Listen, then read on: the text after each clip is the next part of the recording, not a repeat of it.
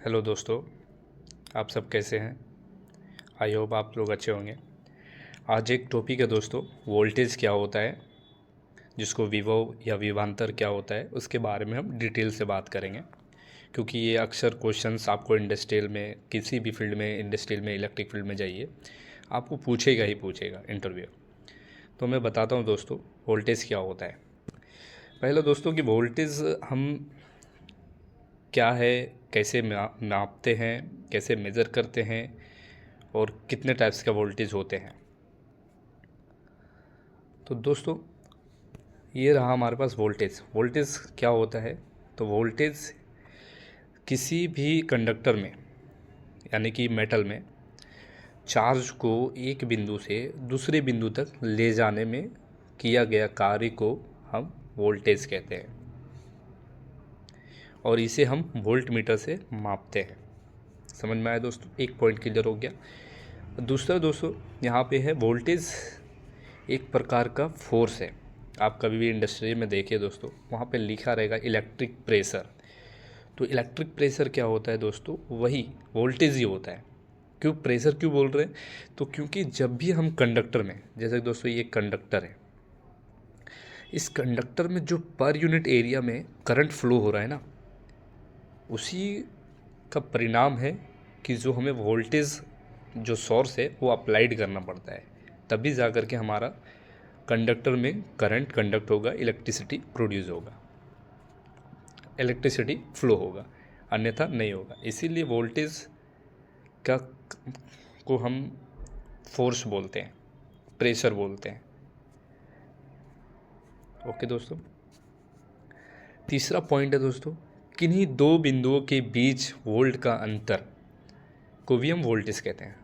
Okay दोस्तों, हमारे घरों में क्या आता है दोस्तों, कि हमारे घरों में एक सिंगल फेज आती है, जिसमें एक हमारा क्या होता है, फेज होता है, एक न्यूट्रल होता है।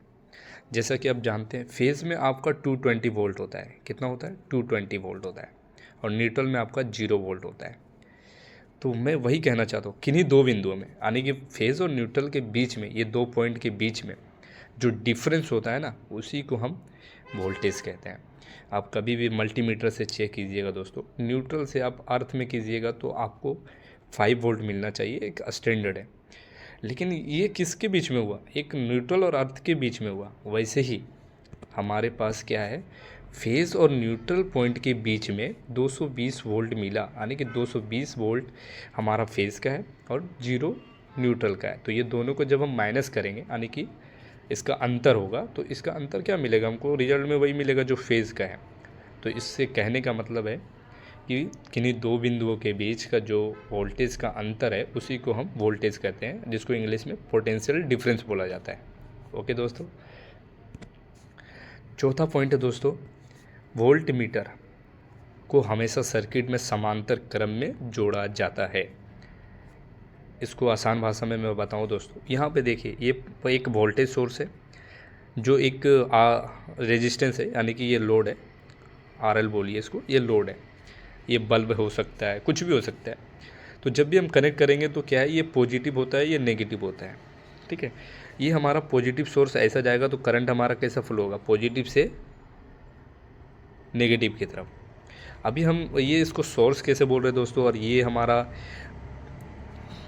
पैसिव एलिमेंट होगा, ये एक्टिव एलिमेंट है, ये हमारा एक्टिव एलिमेंट है। क्यों, क्योंकि देखिए करंट किधर हो रहा है इंटर, माइनस से प्लस की ओर हो रहा है, और आपका लोड में कैसा हो रहा है, प्लस से एंटर कर रहा है और माइनस से बाहर निकल रहा है।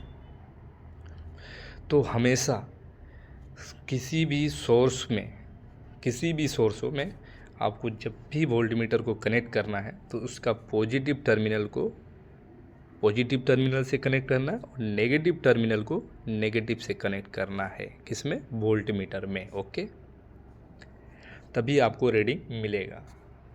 आप इसको सीरीज़ में नहीं कर सकते हैं, ये पैरेलल में ही कनेक्ट होता है। सीरीज़ में करने से क्या होगा, आपका इंडिकेशन नहीं मिलेगा।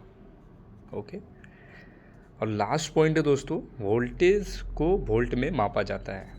जैसा कि एक वैज्ञानिक थे वोल्टा, उन्हीं के नाम से ये वोल्टेज को का यूनिट वोल्ट में नापा जाता है। तो इंडस्ट्री में क्या होता है दोस्तों कि जो हम प्रीफर करते हैं मल्टीमीटर से हम चेक करते हैं, जैसे हमारे पास 2 लीड्स होते हैं, तो हम एक पॉजिटिव टर्मिनल में टच करते हैं, एक नेगेटिव टर्मिनल, उससे हमको क्या है वोल्टेज को रीडिंग मिलती है। दोस्तों याद रखिए, बेसिक कंसेप्ट बहुत ज़रूरी है क्लियर होना, ताकि हम आगे क्वेश्चन करेंगे कि ह्यूमंस को, यानी कि हम जैसे इंसान को या किसी अन्य जीव को इलेक्ट्रिक शॉक क्यों लगता है और कैसे लगता है।